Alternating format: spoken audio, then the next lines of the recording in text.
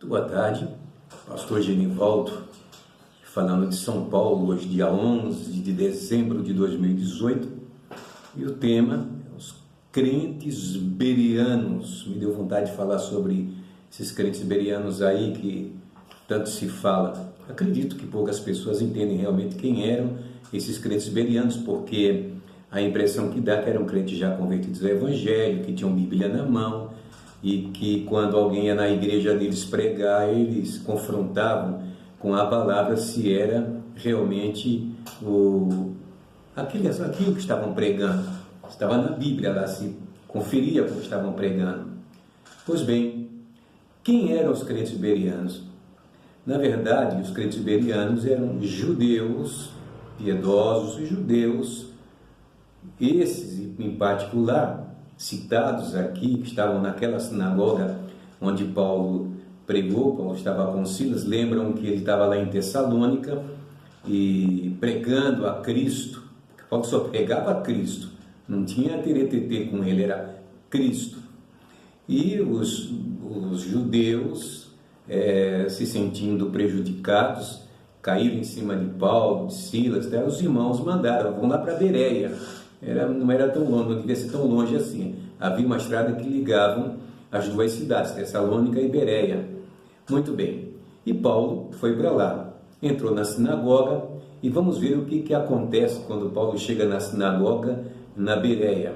Atos 17, 10 a 13, diz o seguinte: logo os irmãos enviaram de noite Paulo e Silas a Bereia, e eles, chegando lá, foram à sinagoga. Não dava moleza, né? Fala a verdade.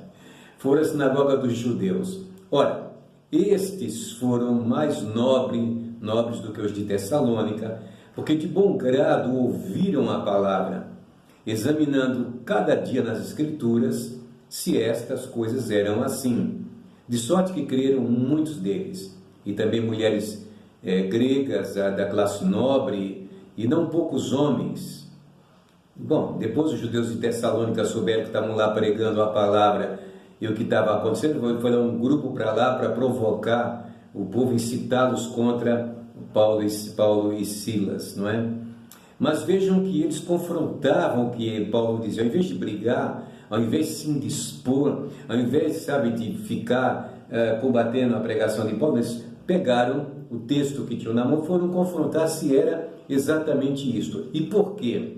Porque muitos acham que naquele tempo só haviam judeus legalistas, agarrados à Torá, vocês entenderam? E não abriam o coração para outras oportunidades. E a presença de Paulo na sinagoga nesse dia era uma grande oportunidade. Paulo pregando e eles confrontando. Está na Bíblia mesmo, mas que Bíblia que eles tinham na mão? Versão atualizada de Almeida, corrigido qualquer uma outra, das centenas que temos hoje nas livrarias? Não. Eles tinham realmente a Torá, e certamente o Talmud, ou um livro semelhante das tradições judaicas, mas a Torá era sagrada, estava lá na mão deles. E claro que o livro dos profetas, todo o conjunto de livros, não somente do Pentateuco, mas do cânon sagrado do Antigo Testamento, e certamente já deviam ter lido algumas dezenas de vezes ou centenas de vezes Isaías capítulo 53, o Salmo 22 e outros textos, porque Isaías é tido como o profeta messiânico, foi quem mais falou de maneira muito profunda acerca da vida do Messias, principalmente lá no citado capítulo 53. Então eram judeus, quem mais? Certamente prosélitos, como os gregos que estavam lá ouvindo também a palavra, diz que se converteram muitas mulheres gregas de classe nobre, e não poucos homens que estavam lá, certo? Então estavam lá ouvindo a palavra e confrontando o que Paulo pregava. Esses eram chamados crentes de Tessalônica, judeus piedosos, atenciosos, que examinavam a Escritura e queriam saber se tudo aquilo tinha se cumprido, iria se cumprir. O que estava acontecendo nesse mundo de Deus? Era isso aí. Pois bem, vamos pensar então em Filipe, Atos 8, 26 a 35. Filipe estava pregando em Samaria. palavra de Deus sendo anunciada, e ele com ousadia pregando a Cristo, e o povo se convertendo de baseada, numa linguagem nossa, é claro, se convertendo. Mas, em meio a isso, disse o Espírito, o Senhor disse a Filipe, sai e vai para o deserto de Gaza, para o caminho de Gaza, que está deserto. Então, Atos 8, 26 a 35, está aí o texto, não é? Quando o anjo falou a Filipe, dizendo, desculpa, eu falei o Espírito, não é, Senhor? E o anjo do Senhor com S maiúsculo, o anjo do Senhor disse a Filipe, dizendo, levanta-te e vai para o lado sul, ao caminho que desce de Jerusalém para Gaza, que está deserta. E ele foi, não titubeou, foi. Ficou parado lá no caminho. Quem aparece no caminho? Um único homem, que era tesoureiro da rainha de Candace, lá da Etiópia, que pelos falachas que conhecemos hoje, vocês sabem que os etíopes, grande parte deles, ou todos, não sei, mas se consideram judeus, filhos da rainha de Sabá com Salomão, se consideram judeus, que são chamados hoje de falachas, pois é.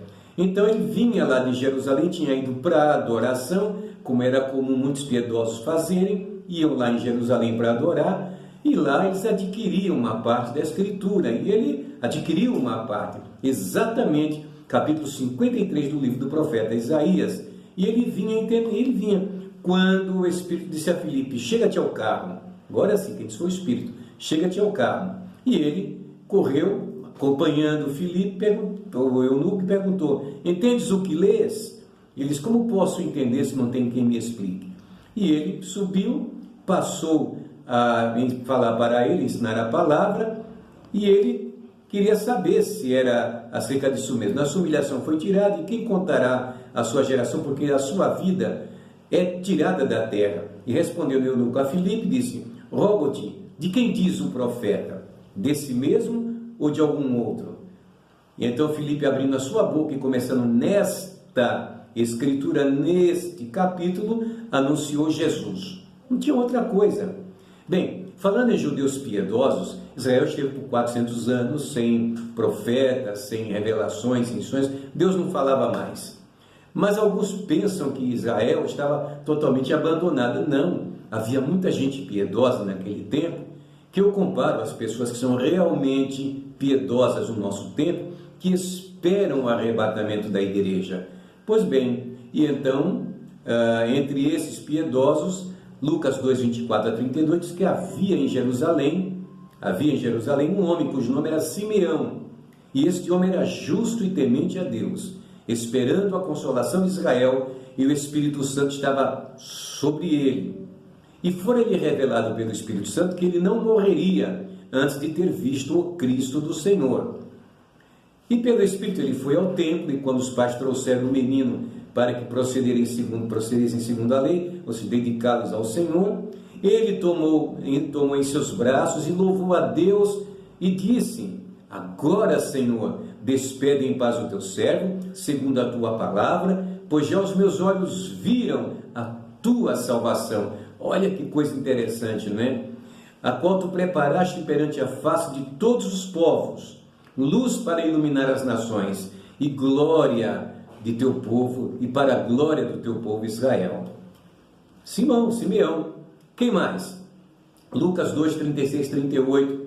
Estava ali a profetisa Ana, filha de Fanuel, da tribo de Azer, era avançada em idade, e viveu com o marido 7 anos, desde a sua virgindade, casou-se com ele, perdeu ele com poucos anos de casada, era viúva de quase 84 anos, não se afastava do templo, servindo a Deus em jejuns e orações, de noite e de dia, e sobrevindo na mesma hora, ela dava graças a Deus e falava dele a todos que esperavam a redenção em Jerusalém. Oh, está aí, Ana, filha de Fanuel, quem mais? Não é? São os judeus piedosos, os bereanos espalhados, não é? O espírito do bereano. Então, pela virtude do Espírito, voltou Jesus para Galiléia, capítulo 4 de Lucas, depois da tentação no deserto, 40 dias, 40 noites, sem comer, sem beber, tentado pelo diabo, vencendo o diabo, saiu de lá e foi para onde? Para Galiléia. O que fez ele? Primeira coisa, entrou numa sinagoga. E diz aqui a Bíblia que ele ensinava e por todos era louvado. Pois bem, chegando a Nazaré, onde fora criado, entrou num sábado, segundo seu costume, na sinagoga, levantou-se para ler e foi-lhe dado o livro do profeta Isaías. Quando ele abriu o livro, achou o lugar em que estava escrito: o Espírito do Senhor Jeová é sobre mim. Enviou-me a curar os quebrantados de coração, a pregar a liberdade aos cativos, a restauração da vista aos cegos, a pôr em liberdade os oprimidos, a anunciar o ano aceitável do Senhor. E cerrando-lhe o livro, tornou a dar ao ministro, e assentou-se, os olhos de todos estavam fitos nele, porque ele disse: hoje se cumpriu esta palavra nos vossos ouvidos. Muito bem. Então, meus queridos, os crentes bereanos que nós sempre citamos, ou a gente ouve citar, não eram pessoas que tinham os textos sagrados que possuímos hoje, mas que possuíam os textos do Antigo Testamento, que examinavam, que liam, e quando alguém aparecia na sinagoga, eles confrontavam se o que estavam falando era isso mesmo. E eu acredito que naquele dia em que Paulo entrou na sinagoga, deve ter sido para eles assim uma surpresa muito grande, porque ninguém, até Paulo, tinha ido lá pregar o que Paulo estava pregando e mostrar o que precisava de verdade ser mostrado. Que exemplo nos dão os bereanos hoje? Quando eu vejo gente pregando coisas, sabe, forçando a interpretação da Bíblia, como ouvi recentemente e postei várias pequenas mensagens aí, não é? Pessoas misturando, principalmente no campo escatológico. Um diz que Jesus, só falta dizer que Jesus já veio, que os TJs falam que já veio, mas que já está acontecendo um milênio, que não vai ter a grande tribulação, que a igreja vai passar pela grande tribulação.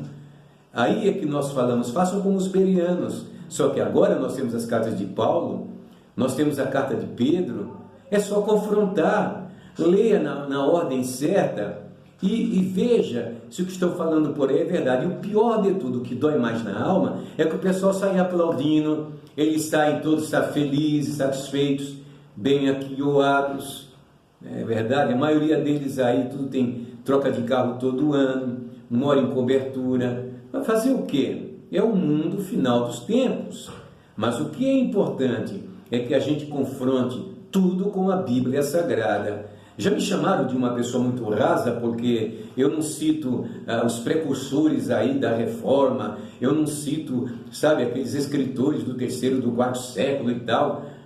Eu já li, mas eu não vejo necessidade de citações, porque a citação é da Bíblia. Eles não pregaram outra coisa, não ensinaram outra coisa, não sei o que está na Bíblia. Então vamos para a Bíblia. Ela é a palavra de Deus para nos fortalecer, nos preparar para a vida eterna. Grande abraço, Deus abençoe. E aí está o exemplo dos crentes bereanos e quem são eles para todos nós. Deus os abençoe no maravilhoso nome de Jesus. Ao invés de ficar discutindo aí, sabe, teologia e tantas coisas, pregue a Jesus, use a rede social e fale do amor de Jesus. Conte para o mundo o poder transformador do Evangelho. Amém.